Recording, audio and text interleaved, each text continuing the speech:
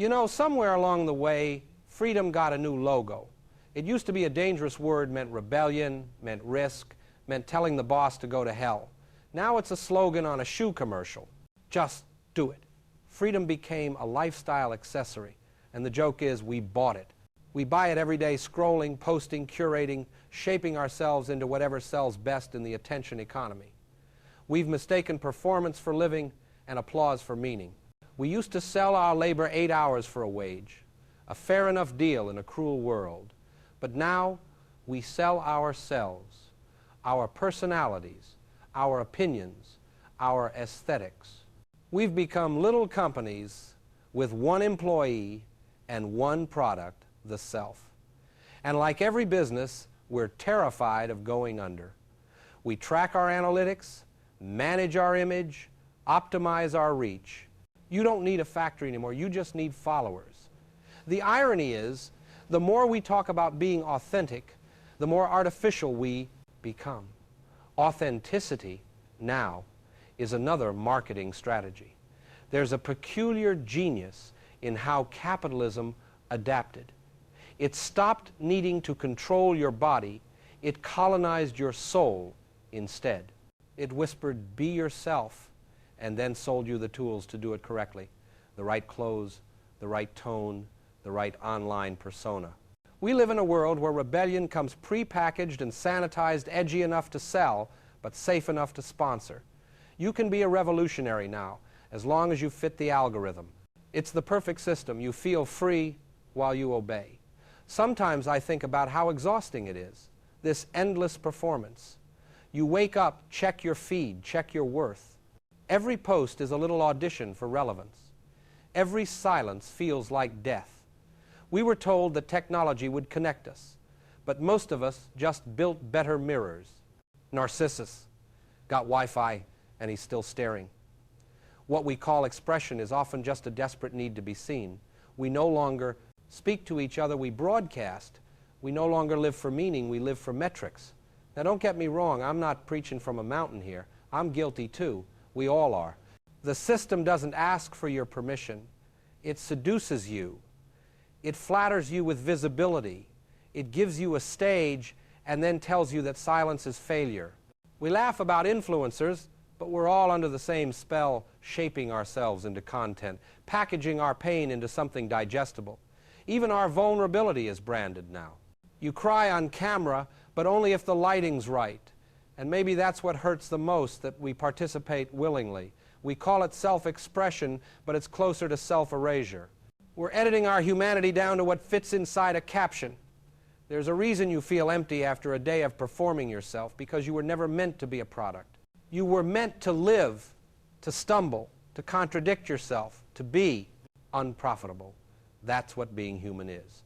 So here's the quiet part, the part I don't shout about in lectures. Sometimes I think the bravest thing left to do is to stop performing, to turn off the lights, step off the stage, and remember what your own voice sounds like when no one's listening. Maybe that's the beginning of real freedom, not the kind you can sell, but the kind you can finally feel. Once upon a time, a worker sold his hands. He gave you his strength, his hours, maybe his back. It was brutal, sure, but at least he knew what he was selling. Now, we've graduated to a higher form of slavery. We sell ourselves, our smiles, our tone, our charm, our curated authenticity. The marketplace no longer buys your labor, it buys your vibe. You are the product now, and the shelf is infinite.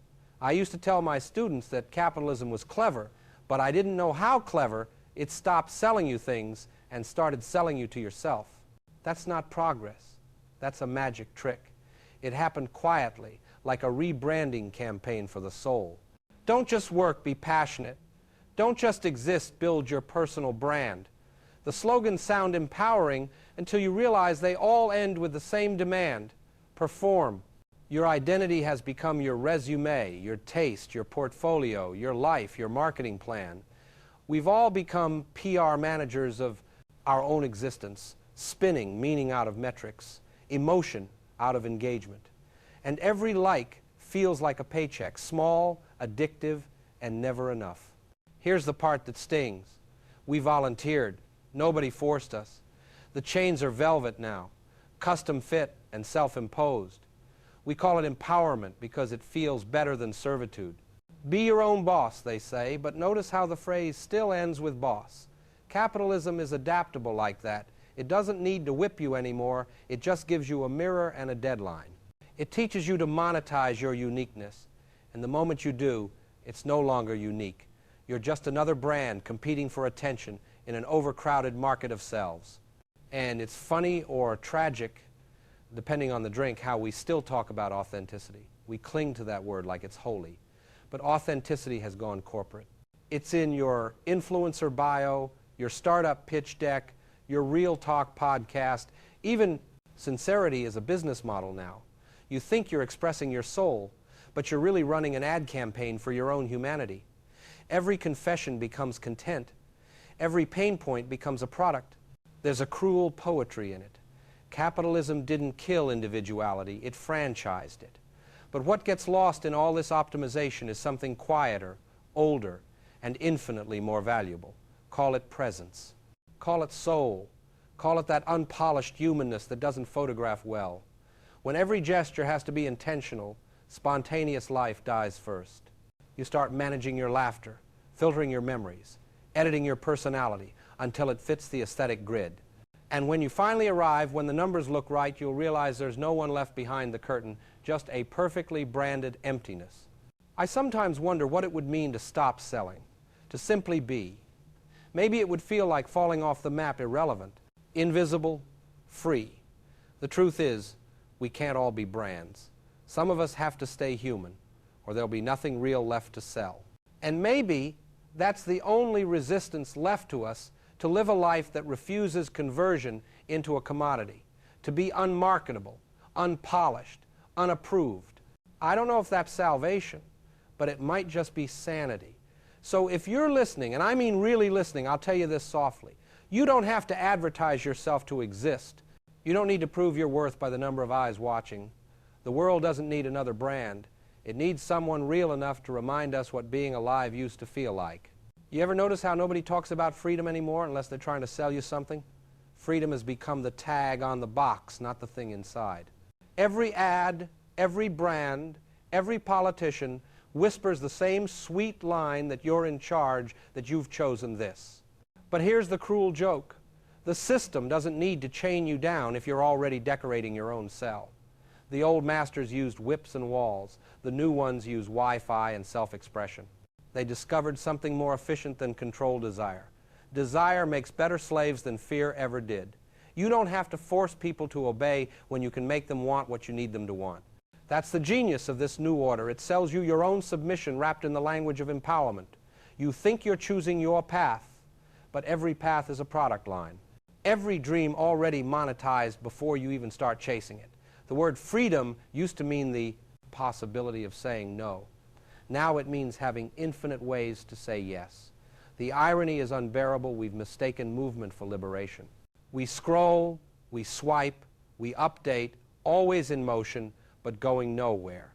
It feels like freedom because it's fast, because it's endless, because it's ours. But that's not freedom. That's frictionless captivity. Algorithms don't command you. They seduce you. They learn your rhythm, your taste, your weakness, and feed them back to you until you can't tell where your will ends and their code begins. That's not rebellion. That's obedience with better lighting. What fascinates me and terrifies me is how willingly we collaborate. We post, we share, we confess, we track. Every act of self-expression becomes another line in the digital dossier. We curate our lives like we're running PR campaigns for our own existence. We call it identity, but it's closer to branding. You're not just living, you're managing your image like a small corporation, always on, always optimizing, and we do it smiling, thinking it's power. We don't realize that the cost of this new freedom is that we never get to go home. Sometimes I think the most radical thing left is silence. Imagine refusing to perform no updates, no selfies, no opinions on demand.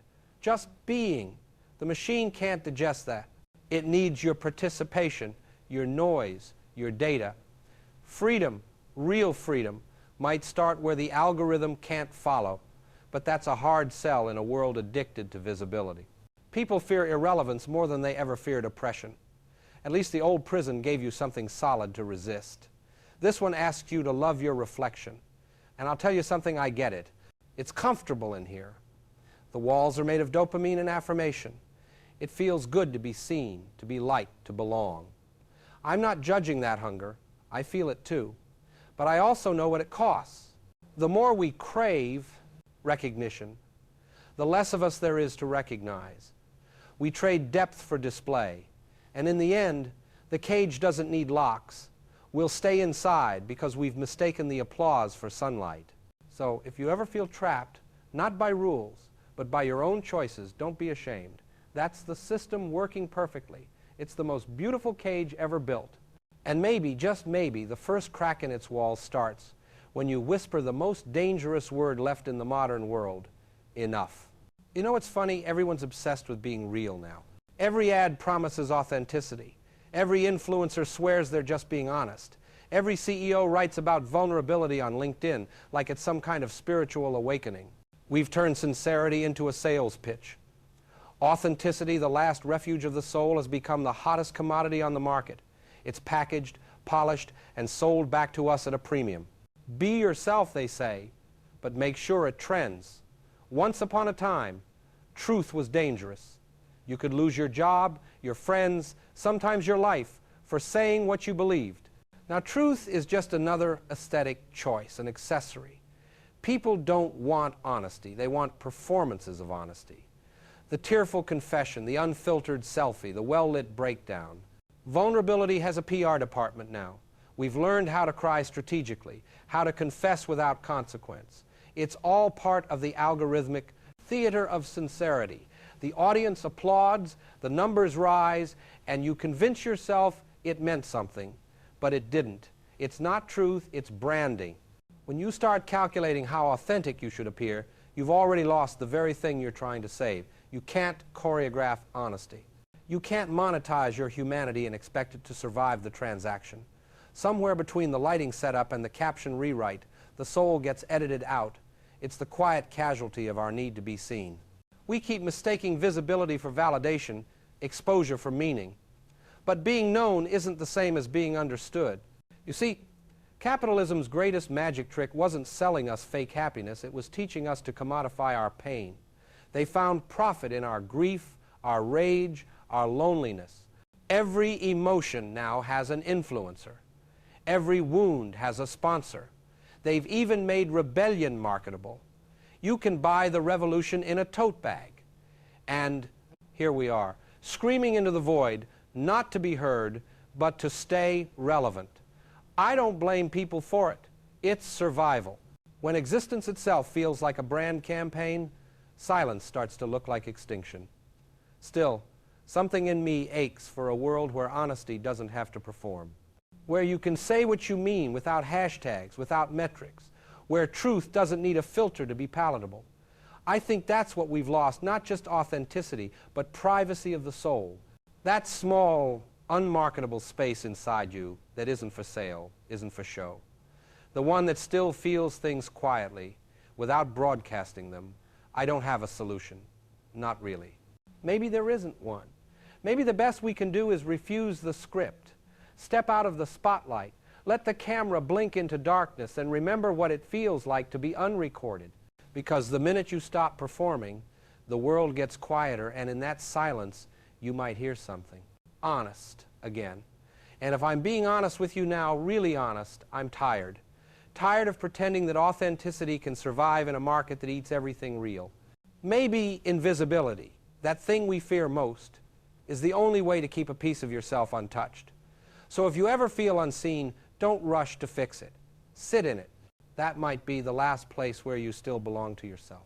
You know, I've spent my life surrounded by people trying to become something better, smarter, more productive, more spiritual even.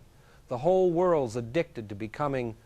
We wake up every day chasing a version of ourselves that doesn't exist yet, a shinier, optimized, market-approved version. And we call that growth. I'm not against improvement. Hell, I used to teach philosophy, not nihilism. But somewhere along the line, self-improvement turned into self-erasure. You start polishing yourself so much you forget what you looked like before the shine. We've been trained to think that if we just keep upgrading our careers, our minds, our personalities, we'll finally reach peace. But peace doesn't live at the end of a checklist.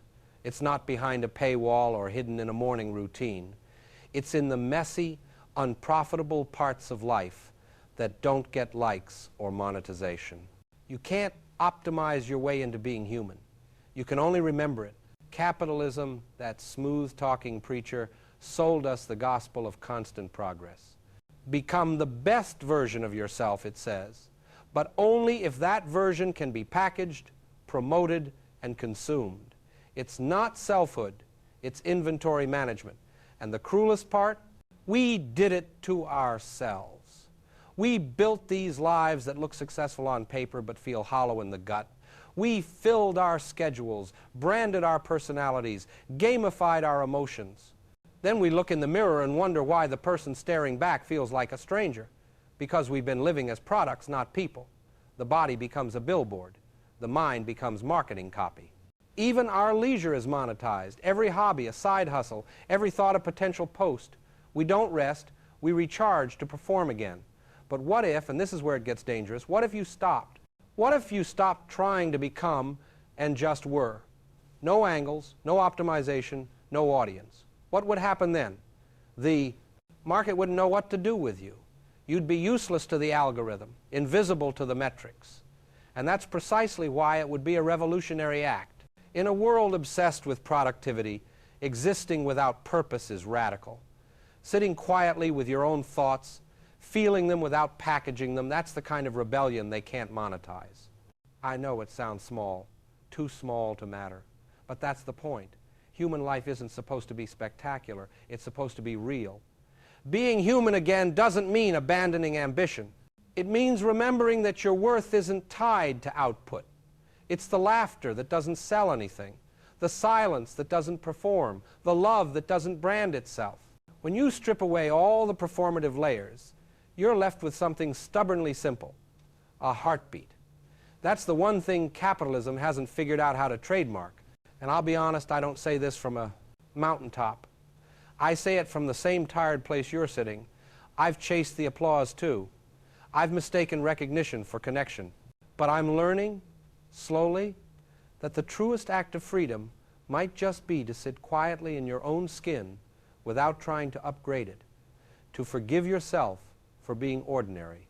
Because ordinary is where life actually happens. So if you want to be human again, stop trying so damn hard to be someone. Just let yourself be. That's where the real revolution begins.